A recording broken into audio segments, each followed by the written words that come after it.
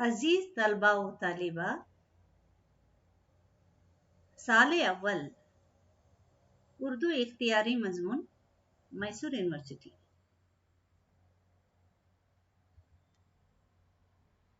آج کے سیشن کا عنوان ہے سیر پہلے درویش کی۔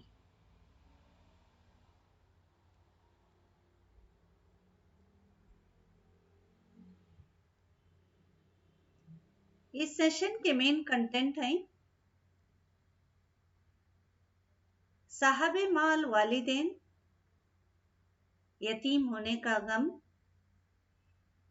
صحبت اثر، ہمدرد بہن کا حسن سلوک۔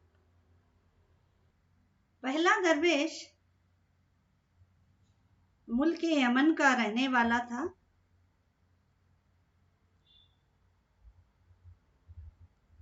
والد کا نام خواجہ احمد، جو صاحب ثروت سوداگر تھے۔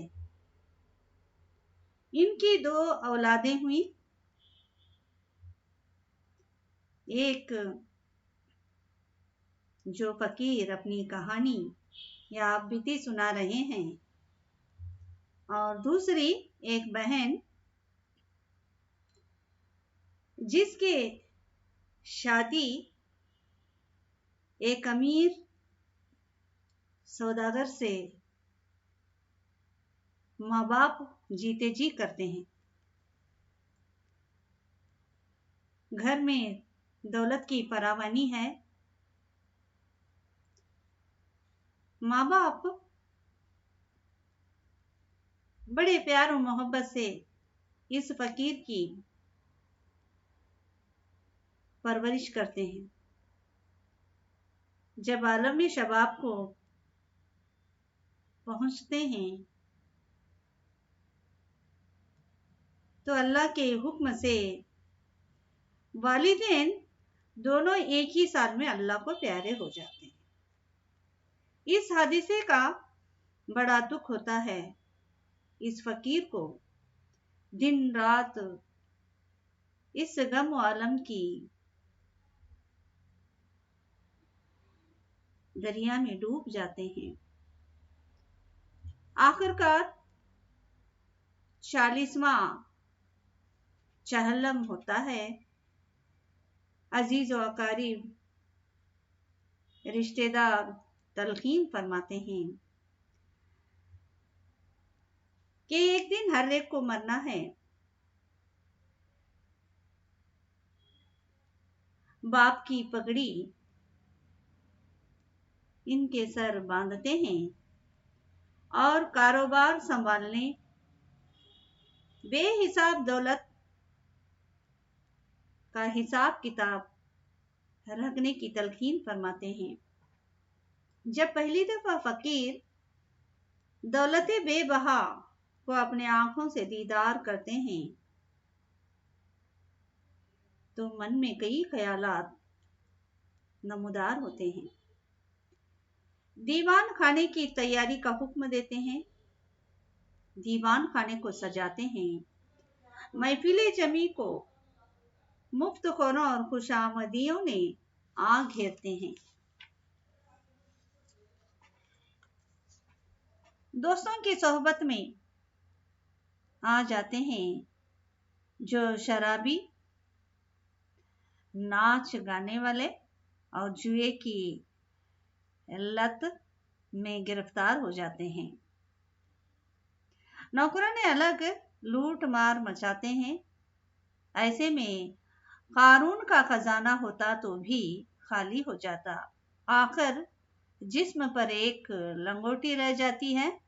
اب تو یار دوستوں نے بھی منہ پھیر لیتے ہیں۔ جب تمام دولت صرف ہو جاتا ہے، مصیبت میں کوئی بات پوچھنے والا نہ رہا۔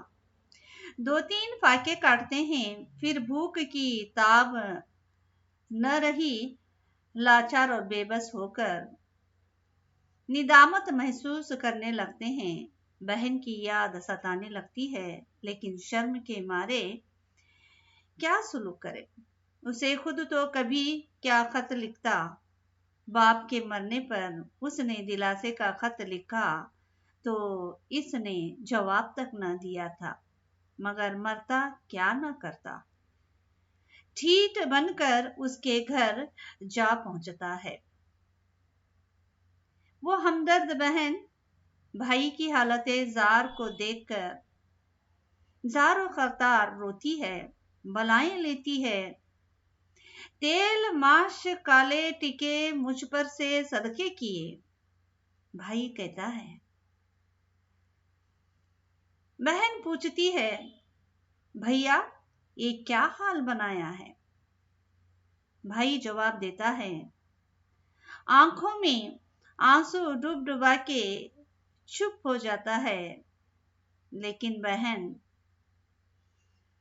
پہننے کے لیے کپڑے دیتی ہے، رہنے کا قیام کا انتظام کرتی ہے، عمدہ عمدہ لذیذ کھانے کھلاتی ہے۔ اس طرح کئی مہینے بڑے آرام سے کٹ جاتے ہیں۔ اے بیرن، تو میری آنکھوں کی پتلی اور ماں باپ کی موئی مٹھی کی نشانی ہے۔ تیرے آنے سے میرا کلیجہ ٹھنڈا ہوا۔ جب تجھے دیکھتی ہوں باغ باغ ہوتی ہوں، لیکن مردوں کو خدا نے کمانے کے لیے بنایا ہے۔ نکھٹو مردوں کو لوگ تانے دیتے ہیں، چھوٹے بڑے سب کہیں گے کہ باپ کی دولت کھا پی کر بہنوی کی ٹکڑوں پر آ پڑا۔ اس میں جگ ہسائی ہوگی، باپ کے نام کو لاج لگے گی، نہیں تو میں اپنے چمڑے کی جوتیاں بنا کر تجھے پہناؤں۔ میں اشرفیاں دیتی ہوں، تجارت کا سامان خریدو، سوداگروں کا ایک قافلہ دمشق کو جاتا ہے، تو بھی ساتھ ہو لے۔ بہن کا یہ نیک مشورہ پسند آتا ہے، سامان خرید کر ایک تاجر کے حوالے کرتی ہے، وہ جہاز سے روانہ ہوتا ہے، ساز و سامان اور یہ خشکی کے راستے سے چلنے کے لیے تیار ہوتا ہے۔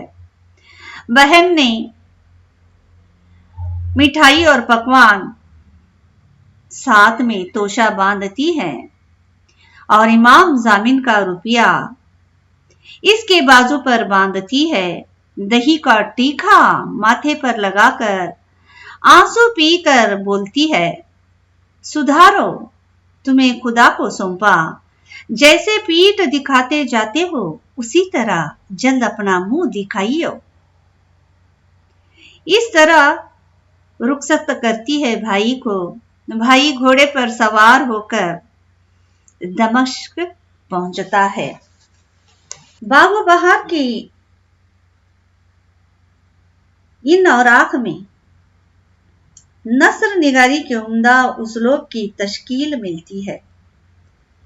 میر امن کی اصل حیثیت ایک ایسے صاحب نثر نگار کی ہے جس نے اردو میں سادہ و پرکار پیرائے اظہار کا نقش درست کیا، روزمرہ اور محاورہ و اہل زبان کی اہمیت کو صحیح معنی میں پہلی بار روشن کیا، اور جس چیز کو چلن کہتے ہیں، لغت اور قواعد کے مقابلے میں اس کی افضلیت اور برتری کا اظہار اور اعلان کیا۔ ان اقتباس میں تکرار الفاظ کثرت سے ملتے ہیں، جن عناصر نے باغ و بہار کی نثر کو حسن بخشا ہے اور ساتھ ہی ساتھ اسے بول چال کی زبان سے قریب تر کر دیا ہے۔ اسی انداز کی ایک دوسری شکل یہ ہے کہ ان اقتباسات میں کبھی مرادف اور کبھی قریب المفہوم لفظوں کو ایک ساتھ لاتے ہیں، اس سے بھی گفتگو کا انداز نمایاں رہتا ہے۔ مثلاً آدمیوں کے ساتھ سنگت سے سپاہ گیری کا کسب و فن، تلاش میں ناؤ نواڑے کی، اس کی لاڑ پیار کا کیا ٹھکانا، سر پر بوڑھا بڑا نہ رہا، या फिर मौके की मुनासिबत से ऐसे कई लफ्ज एक साथ लाते हैं जो असल में एक ही मफहूम की तर्जुमानी करते हैं। इस तरह इबारत में बयान का हुस्न तो पैदा होता ही है, लफ्जियात के जखीरे पर लिखने वाले की नजर किस कदर मुहित है इसका भी अंदाजा होता है। ऐसे मकामात पर इबारत में दास्तान सराई का सा अंदाज पैदा हो जाता है और ये दास्तानी अंदाज पढ़ने वाले की नजर में दिलचस्पी की चमक पैदा कर देता है और तवज्जो को पूरी तरह अपनी तरफ खींच लेता है। मिसाल के तौर पर इन टुकड़ों को देखिए। वैसे ही आदमी गोंडे, ये पानक खड़े, मुफ्त पर खाने पीने वाले झूठे खुशामदी आकर आशना हुए और नौकर चाकर खिदमतगार बहलिए ढलीट खास बिरादर साबित खानी सब छोड़कर किनारे लगे। फर्राशों ने फर्श फरोश बिछाकर छत पर्दे चुलमने तकल्लुफ की लगा दी वगैरह। इस दास्ताने अंदाजे निकारिश की खूबी में ऐसे मकामात पर और ज्यादा इजाफा हो गया है जहां उन्होंने तवील जुमलों में ऐसे टुकड़े एकजा किए हैं। इसके अलावा मीर अमन की नस्र के सिलसिले में एक और बात वजाहत तलब है। आम तौर पर यह समझा जाता है कि उन्होंने अरबी फारसी अल्फाज बहुत कम इस्तेमाल किए हैं। सूरत हाल ये है कि उनकी इबारत में बतौर उमूम ऐसे अरबी फारसी लफ्ज शामिल नहीं हो पाए जो गैर मानूस हों। एक तरफ तो ये सूरत हाल है, दूसरी तरफ ये हुआ है कि जगह जगह कम मानूस या नामानूस गैर अरबी फारसी लफ्जों को जुमलों में इस तरह खपाया है कि ऐसे मकामात पर इबारत के वो टुकड़े चमक उठे हैं और अंदाजे बयान में नयापन पैदा हो गया है। अस्सलाम वालेकुम।